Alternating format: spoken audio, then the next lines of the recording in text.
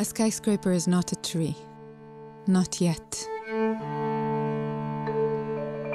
Since our divorce from nature with the Industrial Revolution, the major challenge for architecture remains a challenge of language as we replace units of growth with units of construction. What does this company do? I was curious about Bill Ackman's lawsuit against Business Insider on behalf of his wife, Neri Oxman. And for the record, I think that their so-called expose on her was a juvenile hit job. And on the very first page, he mentions that she is the CEO of a company called Oxman. And it occurred to me, I don't know what Neri Oxman does, and I'm curious. So I came to this website, oxman.com, out of honest curiosity, just wanting the answer to the question, what does Neri Oxman's company do? And I couldn't tell by glancing at the first page, so there is a video embedded on the opening screen that I watched. It's narrated by Neri Oxman, the CEO. This year, 2020, marks a crossover year, when the anthropomass, the mass embodied in the built environment, which includes concrete, metals, bricks, and glass, will exceed the biomass on our planet, which includes trees, plants, animals, bacteria, fungi, and viruses. Current building technologies and material practices are its main culprits, propelling us to an inevitable future where we're called upon to build shelter against ourselves. As we project 200 years ahead, what are the values, principles, knowledge, skills that we must cultivate as we architect a future of synergy between the natural and the built environment?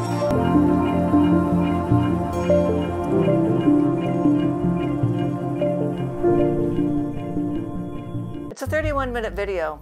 After I watched it, I still didn't know what this company does. I had to go elsewhere on the internet. I had to piece it together and deduce it. To give the most illustrative nugget I could find, Neri Oxman says it would be great if we could grow phones and grow cars and grow buildings and environments instead of building them. That way we would have synergy with nature instead of replacing nature. I would love to stroll through a grove of Samsung Galaxies and pick one, but you have to wait until they're ripe. And she's got a proposal for a glass building that's infused with human melanin that filters out harmful rays of the sun. And she says this to Lex Fridman, who considers her brilliant. I think that let's say from the beginning of mankind, going back 200,000 years, the products that we have designed have separated us from nature.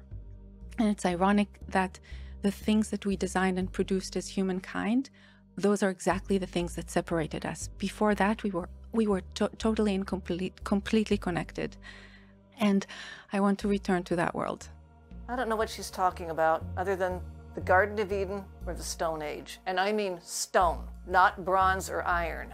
She refers to the utterly debunked IPCC in her intro to a 400-year project to restore Manhattan to its ecological state circa 1600 AD. I actually think that's a good idea, and I think that's the way things are going. But the trouble is, in order for the project to work, we need to start it now. I would recommend reading the chapter on the Woolman Rink in Donald Trump's Art of the Deal to find out how painful and absurd the process is to make the smallest, most salutary and benign change in Manhattan. In a post-pandemic world facing the perils of climate change, we must consider the building not as an object, but as a collaborative system tightly linked to its natural environment, an ecological niche.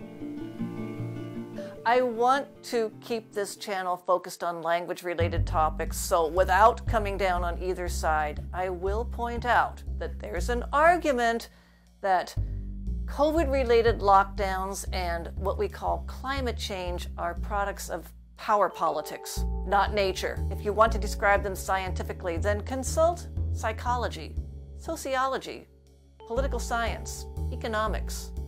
Read The Prince. I was one of many people who were amazed at the gaping DEI-shaped hole in Bill Ackman's vetting process for his donations, and I'm still not over it. So I'm puzzled that the brilliant Neri Oxman, and I will accept the assessment of her admirers that she is brilliant, is such a trusting consumer of things that agendized, power-loving people tell her. To try to drag this back to language again, my students often feel intimidated by articulate and voluble speakers and writers and thinkers like Neri Oxman. Although her billionaire husband doesn't know the difference between adverse and averse. But you should feel free to sweep aside the parts that make no sense to you and form your judgments on real-world things like this. By her 80s, my daughter Raika will be living on a planet that is 4 degrees warmer, with 11 billion people living on it, with vast portions of it rendered uninhabitable for millions of climate refugees escaping storm and fire.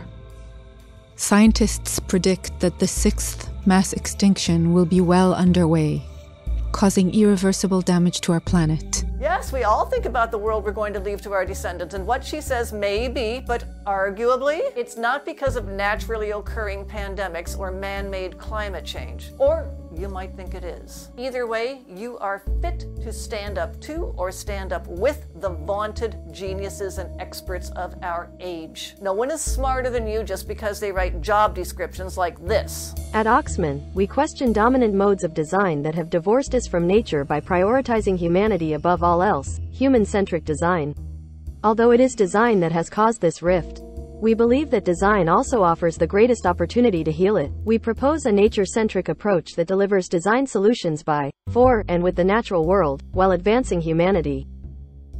Has Neri Oxman defended this rejection of human-centric design against the classical and Renaissance principle that man is the center of the universe? I don't know, but it might all make perfect sense to you. If it does, and if you think that I am missing patterns of brilliance in Neri Oxman, then good for you. Your intellect is more sophisticated and informed than mine, and I mean that. And yes, I think I did ultimately figure out what the Oxman Company does, which in turn made me wonder where they get their money.